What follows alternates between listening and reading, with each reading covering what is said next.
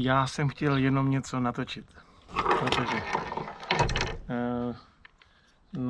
na navigaci se něco rozbilo. Nějaký konektor, tadyhle takový konekturek na navigaci tadyhle. Tak jsem tady objednal tady na ten jeden konektor, ten protikus. To ani nebylo drahý. No, ten. A teď přišel balíček. A v tom balíčku je ten konektor, který potřebuju. A ten konektor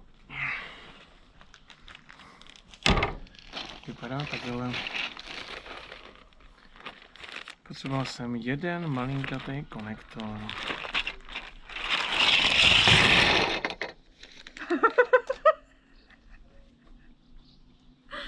Co to je? Proč mám 3 miliony konektorů? A ty jsi chtěl tohle jedno. Já chtěl jenom tady ten jeden. Já jsem to nepotřeboval víc. Mám jednu navigaci, ne?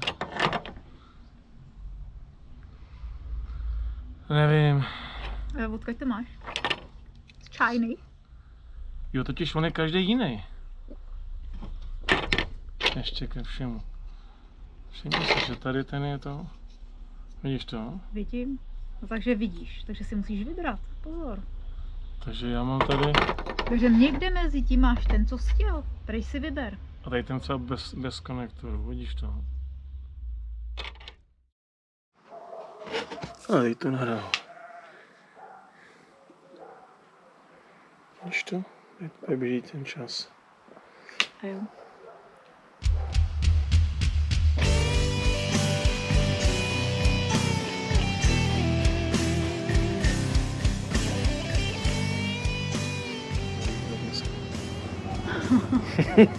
Jak to mám to shrnout, ty Bogo? Tak já to skrnu.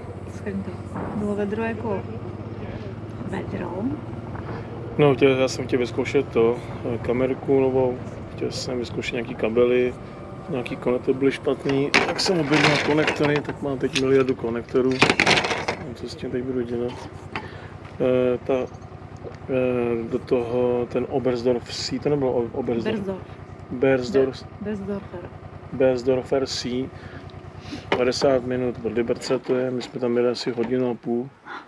No. Když jsme to přejeli a to jsme jeli bez navigace. Bez navigace, no, až pak si někdy zastavil v Polsku a to už... Já jsem si myslel, že to najdeme jako bez té navigace. Našli jsme to, ale až blbě. Elek, jakože lidi z Liberce tady jsou. No, 30,2 a bude 23,6. To bude dobrý. Ale těch motorů tady moc nestojí, no. Minule jsme stáli tady. Ale myslím, že tam nebyla ta cedule, že se s motorkou dá parkovat nepředně. Ne, to nebylo. Tady to je asi jenom pro ty postižený. Tam stojí jenom jedna motorka.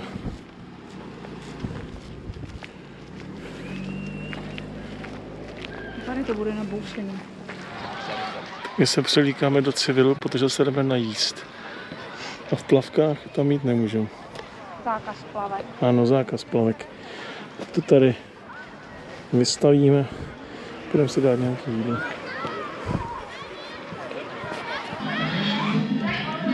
Takže to je vlastně 30 € to stálo dohromady, že jo? Kola, tady ty dvě věci, 30 €. Lososový hamburger a tady to je klasický burger, nějaký hovězí. No. A ne na mě ale, ty budeš na mě cákat. Tak, no, bude salto. Ano, to bude salto. No, 3, 2, 1. Co bys osmělit ty?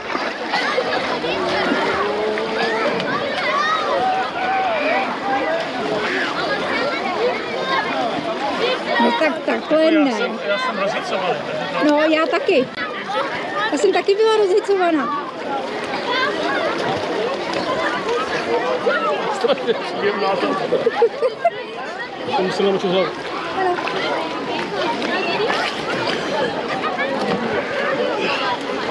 No, to krásné. To je vše. To je nová? Televize nová?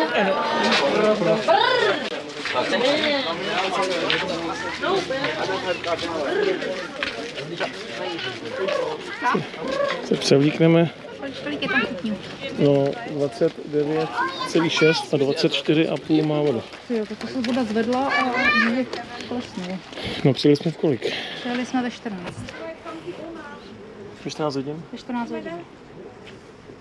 14, 15, 16, 2 hodiny jsme tady byli. Teď je 16:30. 2 hodiny. Úplně to stačilo. Ale úplně brutál. 3krát ve vodě. No. Vezmeme suché věci, nasedeme ponožky jenom a to a frčíme. Na kmrtku. Ano, a se nám nestratilo. Máme tady i želvičku. Želvu tady máme. Počkej, to zabonetu.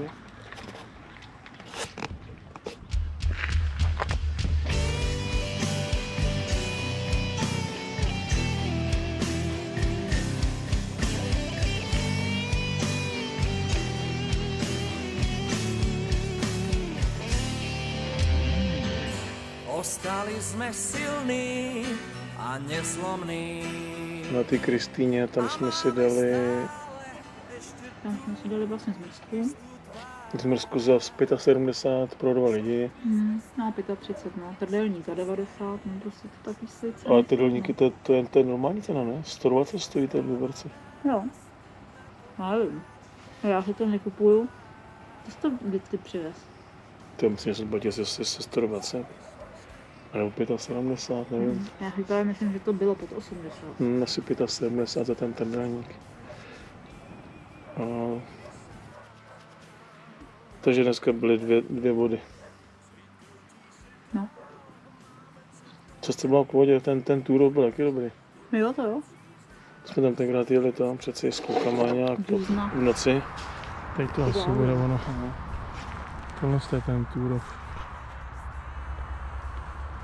Lomíček.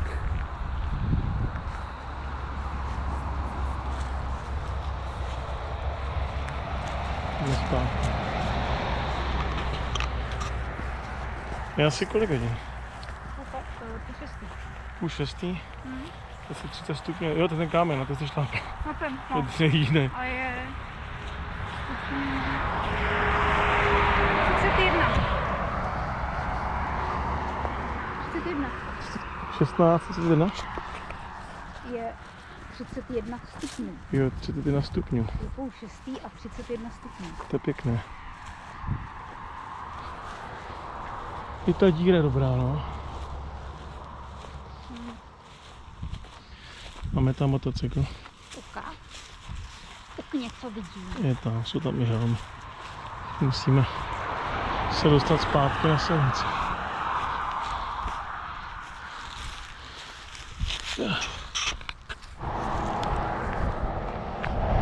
Já furt tady čeká.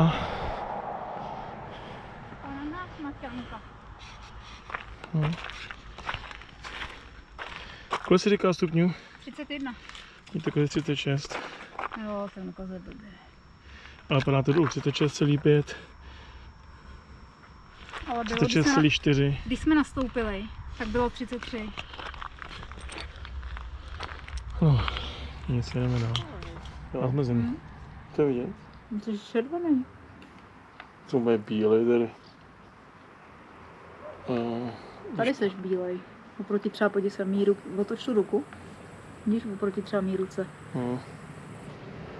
Ale ve obličeji seš úplně to, tmavej. No, takže co teďka, no, to je to všechno, no. To je všechno. Bylo to super. Bylo. Jo, my jsme vlastně zkoušeli i tu novou helmu tvojí. A jo, je mám novou helmu. Já jsem ji čistil a já jsem... Tyhle, já si říkám, to není možné, že bych přesto viděla Ale blbě. já jsem tam viděl taky bublinky, jako. A říkám, to je asi poškozený to sklo nějaký, jak jsem tam nechal být. A ty jsi mi říkal, že vidíš všecko rozmazeně. Úplně byla opila. Jako, prostě tak jako vlnkovitě jsem to viděla, úplně rozostřeně. Ty vugale. Už pak mě došlo, že tam bude folie na tom. Byla. A hlava tě nebyla zpátky? Ne. Takže jenom cestou tam, že vlastně cíhl mi byla hlava, pak už to bylo v pohodě. Ne, opravdu, jak mě to tlačilo do té hlavy tady dopředu. To musí vymačkat asi.